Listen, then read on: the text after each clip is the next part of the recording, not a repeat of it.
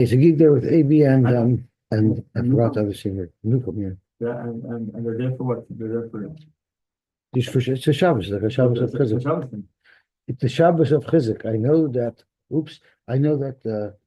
AB and Kiva getting Chizuk out of it. I said the community gets Chizuk out of it too. Huh? Thank you so much. You think what? That I know AB gets Chizuk out of it. I know Kiva gets Chizuk out of it. I hope the community gets Chizuk too. Huh.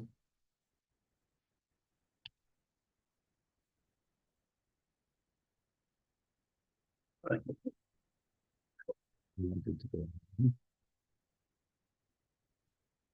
60608. Here we go. Soon you'll have my five friends. I imagine getting there.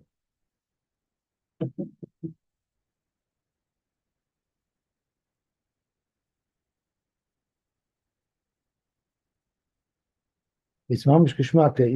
Israel was asking to free the trapped terrorists in tunnels, but to a third country, and so Trump said, "Okay, I got a deal." Meantime, there's not a single country that wants to take him in. How did they get trapped?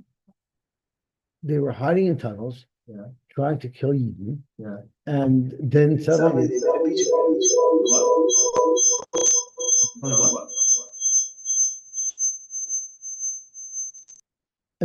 there was a peace agreement. Yeah.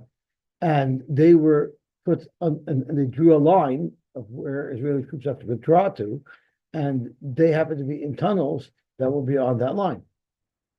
Right. And they didn't identify themselves as such when they made the peace deal, so they got trapped.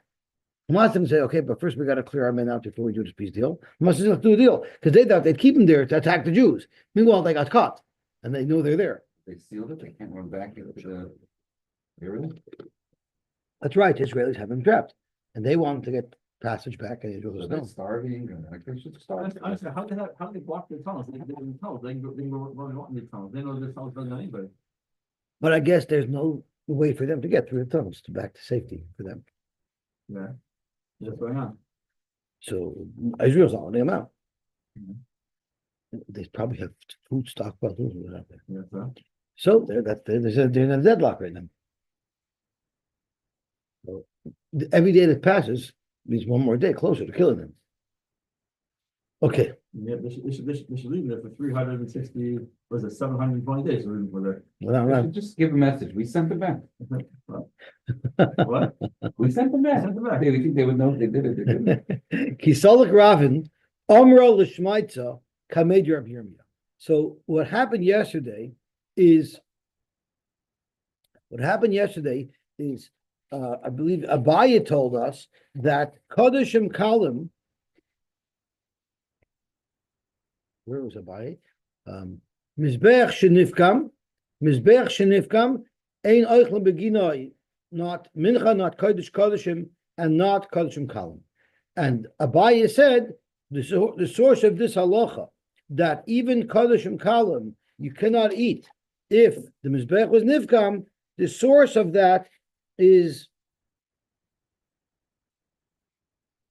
the fact that the Gemara learns Meiser from Bechor that now that we don't have a Beis Hamikdash, you're not mechuyev to bring Meiser to Yerushalayim, which we learned from a Hekesh from Bechor, where you cannot eat the meat of a Bechor, even if the Shechita and the Zrika occurred before the Mizbech was damaged, before the Beis Hamikdash was Horv. You can't even eat the meat of the Kodeshim column of the Bechor. There is no more Mizbech. That was the halacha that Abaya said. So Kisolik Ravin, Amar L'Shmaitza Kamed Rabbi Yirmiyah. Ravin told this over at Rabbi Yirmiyah, and the Amar he said, "Baveloi Tipshoi," but people from Bavel are Tipshim. I think that means what a gewaltige svar. I think that means what a gewaltige svar. Obviously, in those days, they weren't such snowflakes. They could handle a little bump in the ground, you know. Amtul the Yasri ba'archa shoicha. They sit in a dark land. I guess because Bavel was a low land, it wasn't in the sun so much. Therefore, Amri Shmati the Bachashra. He says, Tinkala halachas. Loi Shmielu Hadatanya. Didn't you hear this halacha that I'm about to quote? That's going to illustrate quite clearly that Kaddish Kalam you can eat, even though there's no Beis Hamikdash. Because we have a stira in Brises. One Brisa says, B'shas siluk masois. In the Midbar, when they were taking down the Machna and taking down the Mishkan to move on to the next location, Kadishim nifsalim. Kachim are puzzle. You can no longer eat kachim.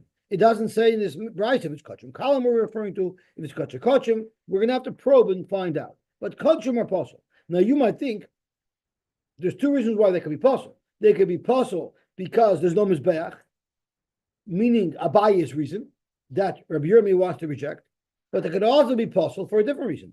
It could be puzzled because they're Yosy. Kachim are not allowed to leave the Azara. If Bazar Kachim leaves the Azara, it's puzzled. If the Azara is dismantled, there is no more Azara, right? So there is no more Kedush Machana. Maybe that's why it's puzzled. So the clue is with the next halacha. V'zovin u'mitzayroy mishtalchim chutz l'mechitza. A zovin and mitzayra may not be in that machana. Vice the chayis, the kedusha of that machana must still exist, even when they're mobile. So if that's the case, clearly you can't say that the kachim became possible yaitse, because this machana still has a din of a machana shchina. So if they're possible, it must be they're possible because the mizbeach is considered to be possible. That's the raya, but we don't know yet if we're talking about kachim kalam. Betanya idach, we had another brisa that says b'shnei mekoymos kachim nacholim. Kachim in the midbar were eaten in two places: in the machana when the machana was set up, and while they were traveling, even though the machana wasn't set up. Those two places, as Rashi says, chad b'mekoymon b'machadoi shamuros behen kishamishkan dem koymoy, v'chad b'chol mokoym sheyei sham derech halichosn wherever they are. So we have a stira. One brayso says kachim nifsalim. The other brayso says b'shnei mekoymos kachim necholim. They can eat even though everything is dismantled. How do we metaritz a stira in braysos where one says kachim can be eaten and one says they cannot when there's no base, when there's no mizbeach? My love, Zokir B'yami, the obvious way to explain this stira is habekachim kalam. Kachim, which required the azara, they're in nifsalim when there's no mizbeach. But kachim kalam are not nifsalim when there's no mizbeach. So it's a direct kasha on what we just said. Abaye said even kachim kalam, if there's no mizbeach, he can't eat it, and that's why by bechor bisman hazeh you don't bring it up to the base of mikdash. There's no din bechor. Oibazoi. Here we have a brayso that seems to indicate kachim kalam you would be able to eat even though there's no mizbeach. Amar Ravina lav dafka. Who said the way to answer the stira in braysos is your way? We have other ways to answer the braysos. We have two other ways. One is idi b'kachim kalam. Let's say both these braysos are speaking about kachim kalam. V'loy kasha.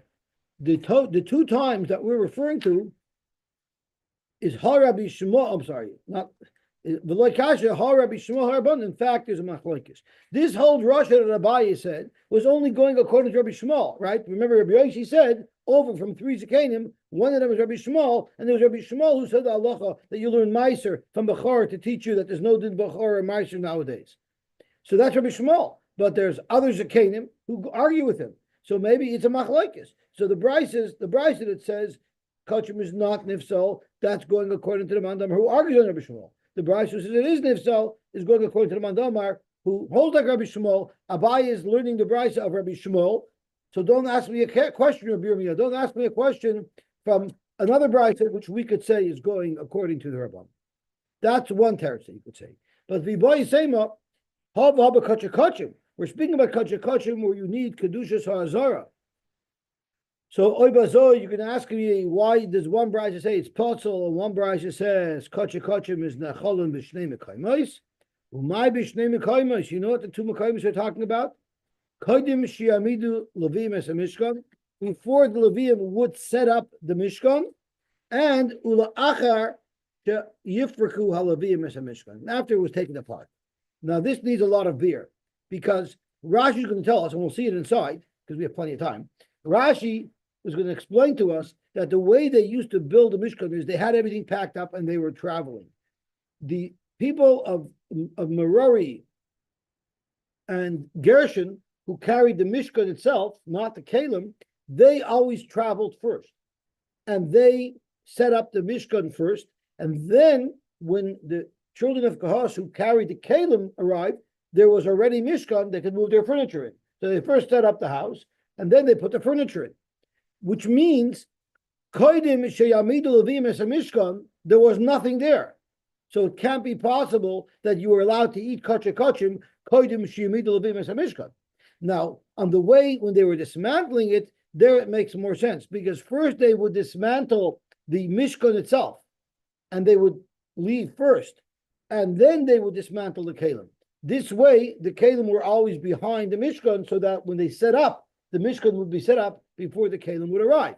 So, La'achar sheyifraku as a Mishkan makes sense, because even though the Mishkan was taken apart, the Mizbech is still there. But what does it mean? Kodim sheyamid levim as a Mishkan, there was no Mizbech there at all. The Rashi explained. V'boy sema basraisa nami is bekache kache. The brisa that says that you could eat it when the Mishkan is dismantled is also speaking by kache kache. Ushnei mekoymos lav la'achar shenosu the nistalik hamizbeach kalmar. Were the two places that we're referring to, not after they already left and they're mamish in transit. That for sure, you cannot eat when everything's in transit, like the first brisa says, the kachim are nefsalim. Ella chad minayu kide isa ba'oid hamishkad natu kimishpatai. The one time where you could eat kachim is when the mishkan is fully set up and the camp is set. V'chad la'achar shapirku krushim, after they took apart the Mishkan itself, krushim the galei chotzer, but v'adayin hamizbech b'mkoyim. There it still has a status of a nazara, and there the koche may still be. The koidim sheyamidu levim es hamishkan the nokad hacha. These words koidim sheyamidu levim es hamishkan lav dafka nokad. It can't possibly really mean that, because Chada, first of all, the loy mashkachla. It never happens. It never happens that the mizbeach is set up before the mishkan. Before they placed what they were carrying, so it never happened where they set up the mizbeach, but they had not yet set up the mishkan. When they were departing a location, as a mishkan tchila, how you might read it as a Mishkan Tchila, they would first dismantle the Mishkan, and v'noisim b'negarshin Merari achar degel echad, after one degel, uv'nekas achar shnei degelim. And the nekas will leave after two degelim, so they were separated by a degel. I think they traveled in three corners, they traveled in four quadrants, so the Negarshin and B'nei Merari who were carrying the Mishkan actually were well on their way by the time the Kalim themselves moved. Why? Because we want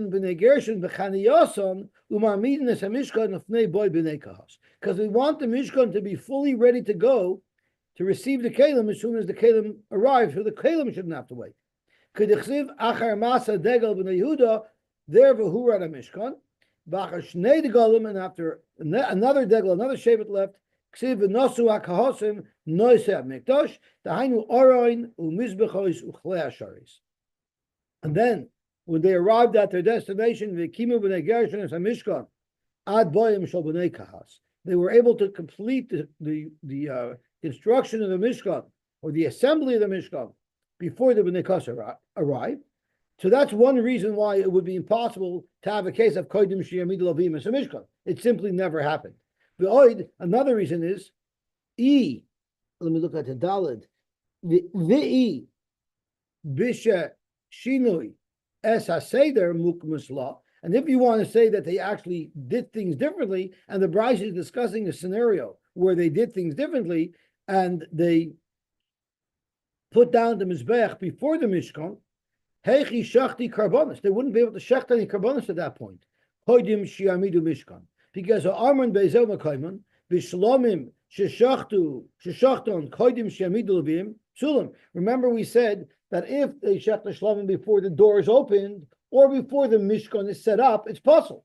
So even if they put the mizbeach first, they couldn't have shechted any carbon anyway. So therefore, I reject the gears of our Gemara and I say it's lav dafka. V'igar sinula, and if you insist on being goyrus, this nusach, and the Shita Mekubet says v'ntim saloimer koidim shiamidu alavim as a mishkan is dafka ka'amar.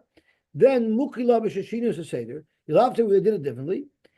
What about the fact that if you shech before the Mishkan is set up, the carbon is possible?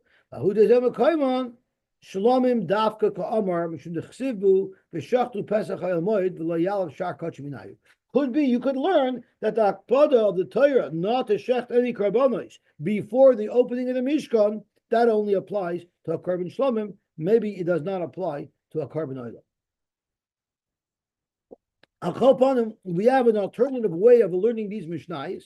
Either they're both by Kachim Kalim or they're both by Kachim Kachim in such a way where it will not contradict what Abaye said from Rabbi Shmuel, that in fact, Kodesh and Kalim, without a Mizbeach, the Basar can't be eaten, even though the Zrika had already been done with full kashrus while the Mizbeach was still standing.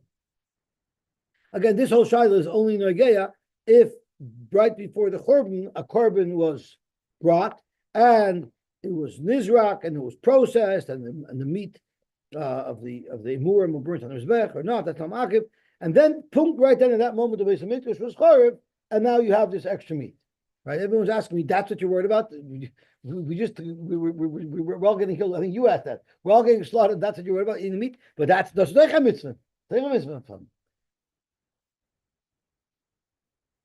So the question is, let's say this is pshat, that they're both speaking by kachim kachim, and you need a brisa to tell you that there's no psul in the fact that the whole machane is not set up, even though as long as you have your mizbech there, you're going to be okay.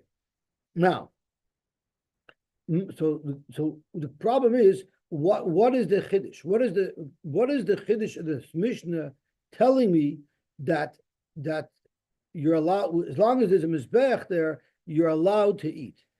What is the chiddush of that? Zok to Gemara, because ma'ud if lahu b'yoytze, you would have thought, since there's no machane there, because the mizbech is there, but the mishkan is not there, right? The mishkan has already been dismantled, and b'nei Merari and b'nei Gershon have already traveled, and now the mizbech is by itself. You might think it should be possible b'yoytze, because kachim is not allowed to leave the azara. And the chiddush is kamash malon that it's not possible b'yoytze. As Rashi says, the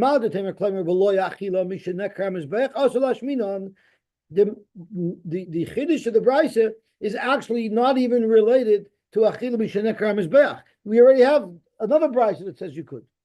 Ella, you know what the brisa is talking about?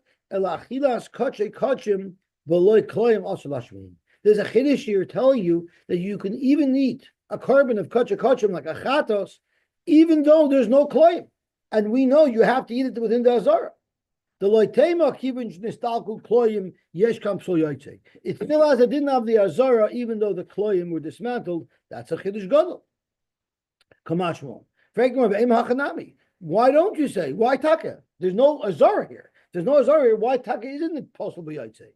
Amar Kra, because the pasuk tells us the nosa oil moed. The oil moed is traveling. When it's traveling, it's completely dismantled. You see from here, oil moed. It still is identified as an oil moed, even though it's been dismantled. The Mishkan? I don't know.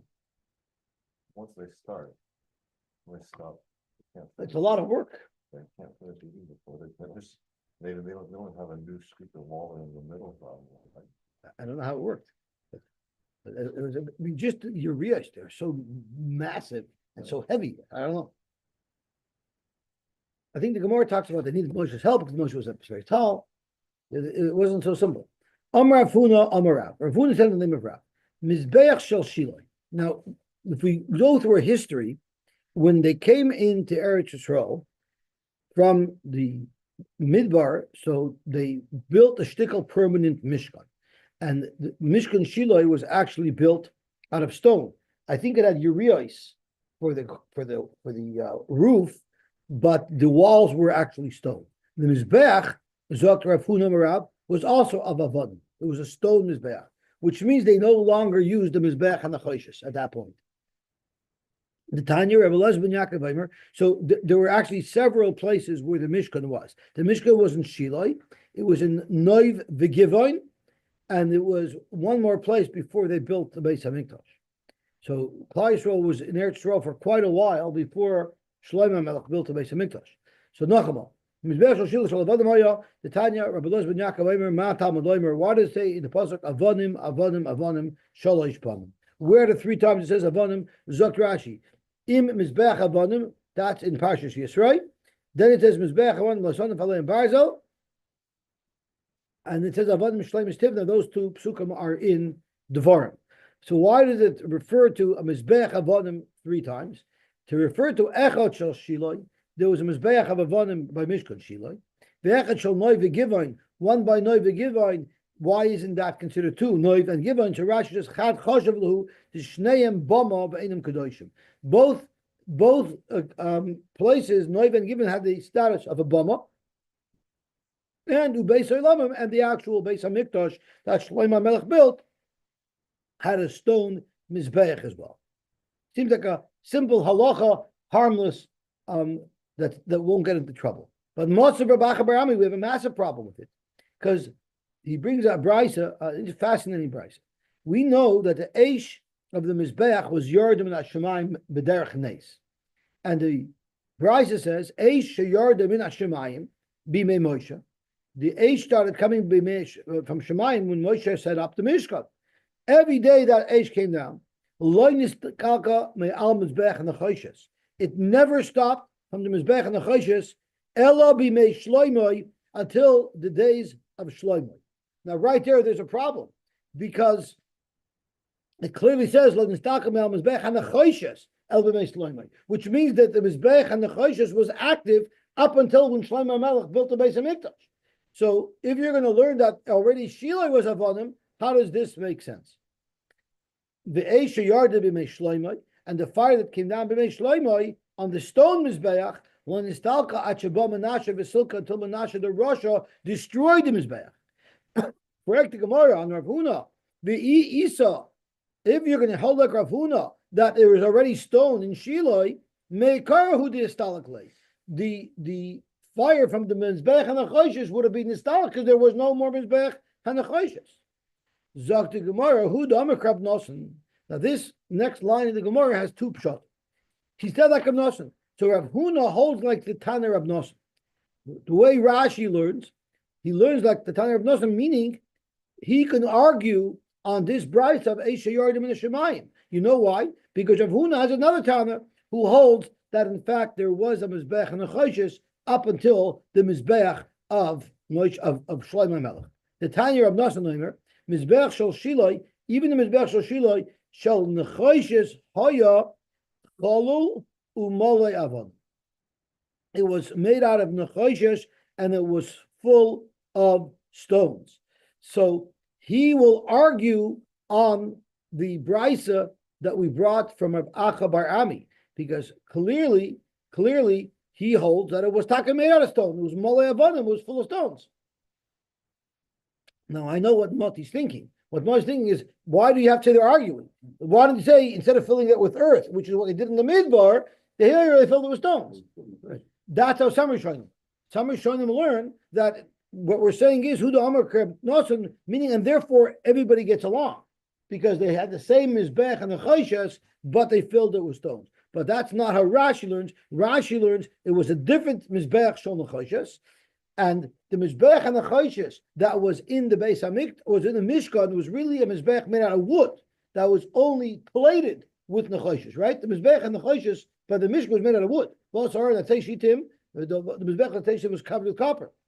But in Shiloh, it was actually made out of Nechoshes, hollow, and they filled it with stones. So that's how Rashi learns. So Rashi learns there's still a machlokes.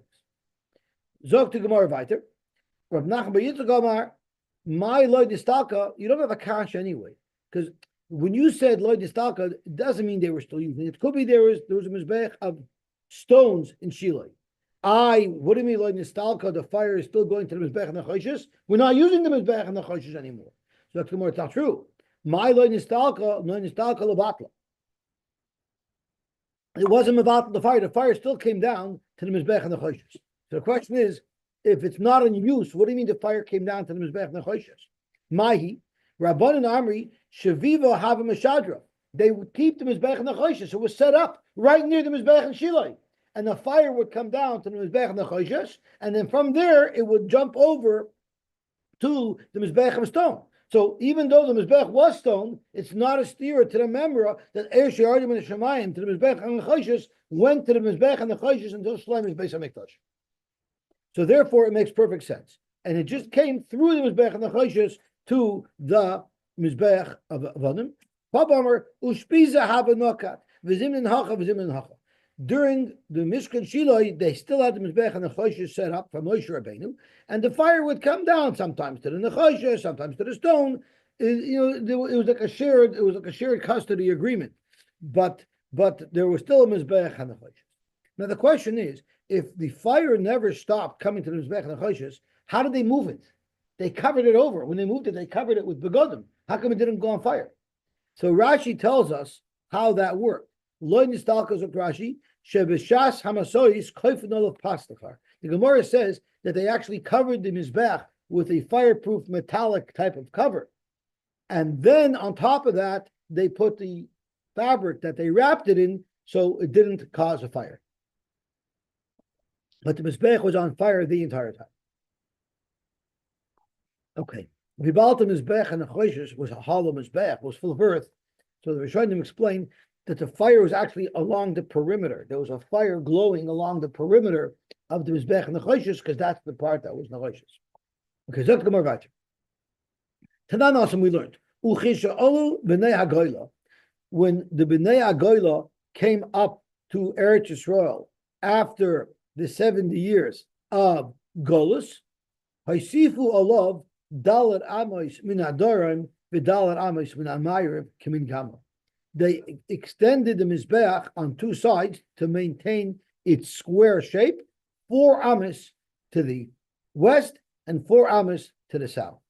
Now, this poses many complications. For one, didn't we say that the Mizbeach was so perfectly situated to avoid the territory of Yehuda? So if they suddenly added to it, so now it's infringing on Yehuda. I'm sorry? I understand. But on the Dorim side is one of the places where it infringed. So on the Marv it didn't infringe, but on the Dorim it infringed on Yehuda. Right, but if you add now another 4 amos, so now it's going to infringe. Like a Monashech. By the first place of Mikdash, it was exactly in the right position. So when they added in the second place of Mikdash, now it's infringing on Yehuda's territory. So right away Tosha says, if you remember, we had 2 shitas in the Gemara. We had one shita that was actually there. It's just they didn't spritz the dam there. Right, but it was physically there, the inside. So according to the Abshar, it's not a problem because it was always infringing on Judas territory. They didn't spritz the dam there. But according to the Shita, that it wasn't there at all, so you have a little bit of a complication. Maybe we'll peek into Tosfos.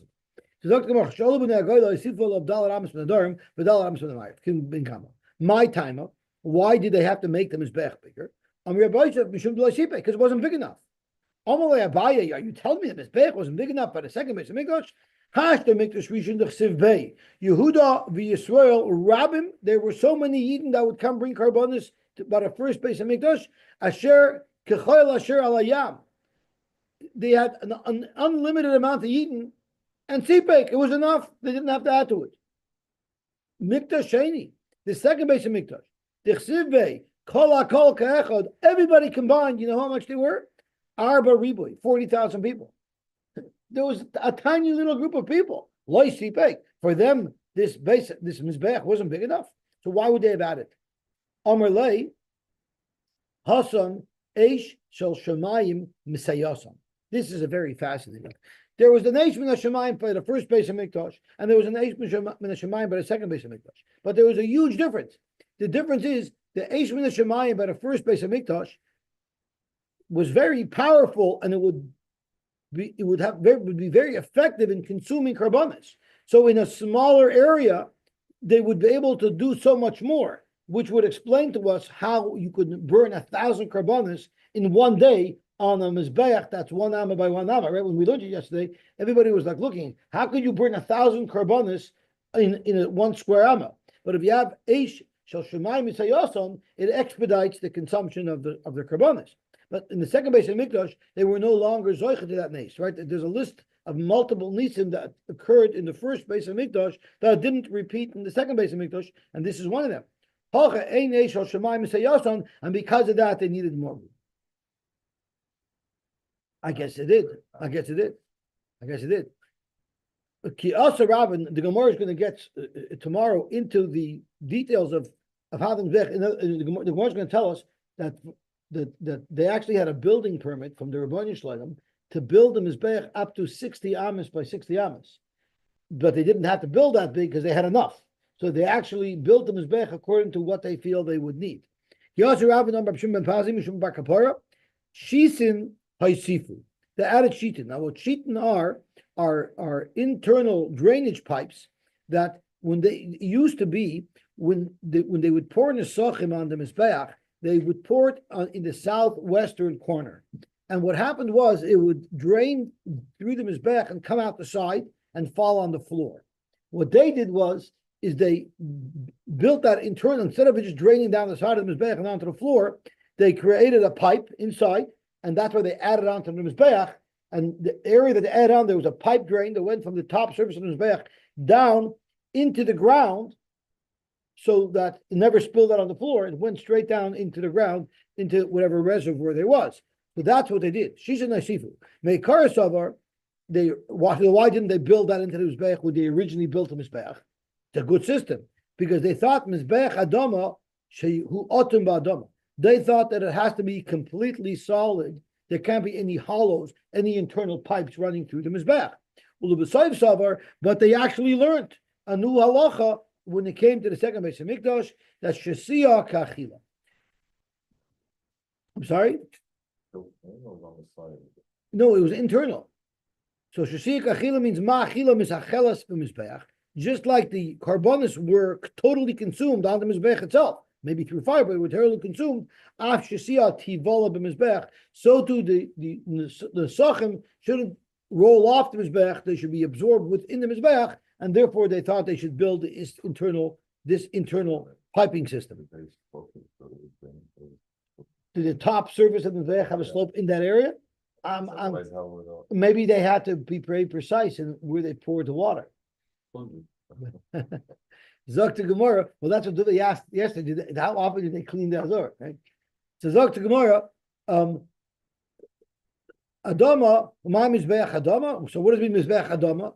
If it doesn't mean that it has to be solid Adama, it means Shu Mechuber Ba'Adama, like we learned 2 days ago, that it has to be Mechuber to the ground, meaning Shlo Yivnenu Lo Yal Gabe. Keep him. You shouldn't build it on top of any type of arc structure, Lo Yal Gabe Mecholos, and not on Lo Yal Mechilos, and not on tunnels underground. Okay, we'll be mamshech already tomorrow.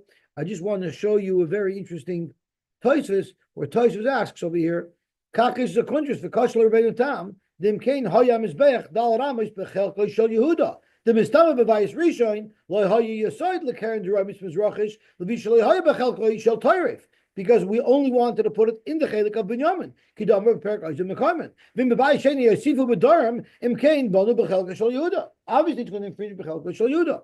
The Garish Rebbeinu Tam Minat Safayin Mun Amayr. Therefore, Rebbeinu Tam learns it wasn't on the Darim, it was on the Safayin.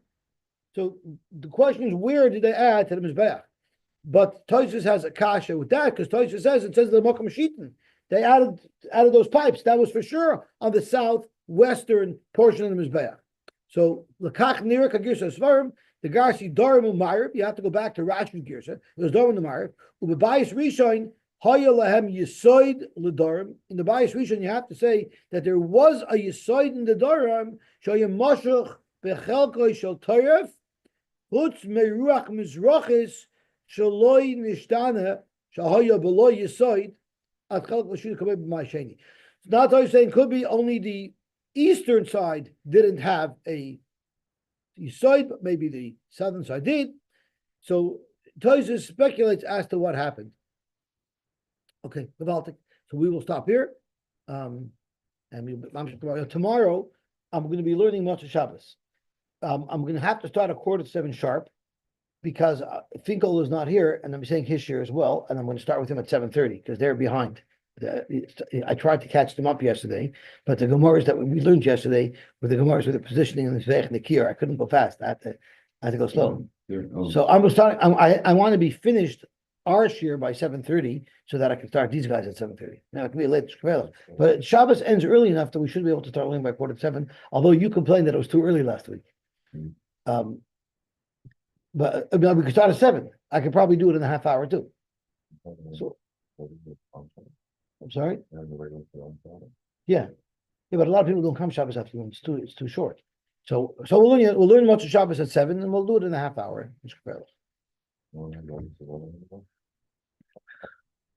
What does that say? We're getting old.